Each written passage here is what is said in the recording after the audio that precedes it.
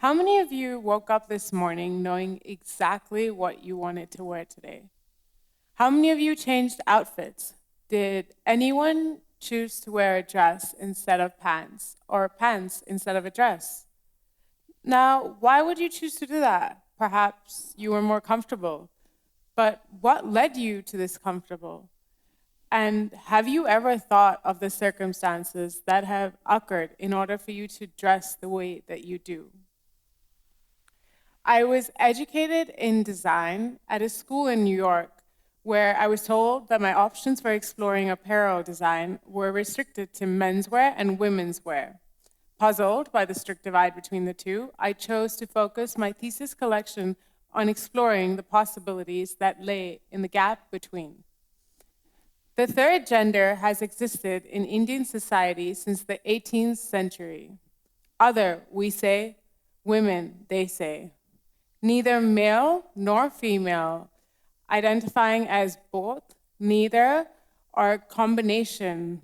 These are the individuals that lead a revolution in dress, in thought, in the way that we view one another. These are the individuals that above all stay true to their identity. I was really inspired by a third gender. The way in which they choose to dress is by wearing women's wear, but we as a society refer to them as other or the third. Inspired by this, combining elements of menswear and women's wear, using materials like wool suiting, men's shirting to create exaggerated shapes with beaded embroideries. My thesis collection, Identity, is an exploration of the role that clothing plays in forming an individual's identity beyond the norm. Clothing is very interesting. So there are differences between men's and women's wear. The reason for this, there are anatomical differences, which are obvious, and then there are also technical differences. And the reason for these technical differences are age-old. So say a men's shirt has buttons on the left side and a woman's shirt has buttons on the right side.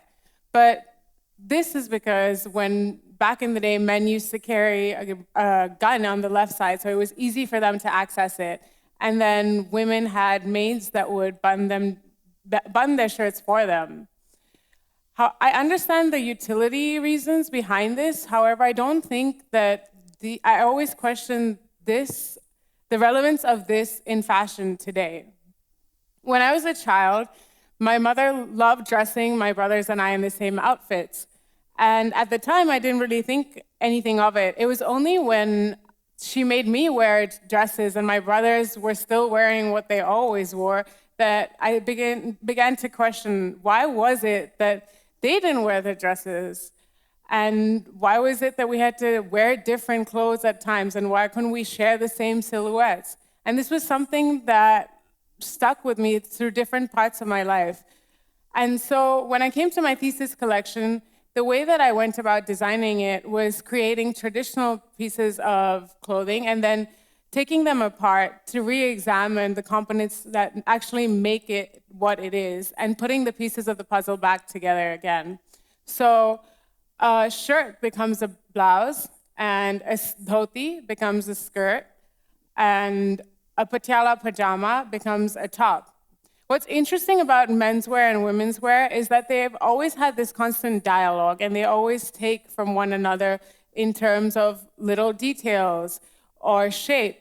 But the rise of gender-fluid fashion is changing this conversation.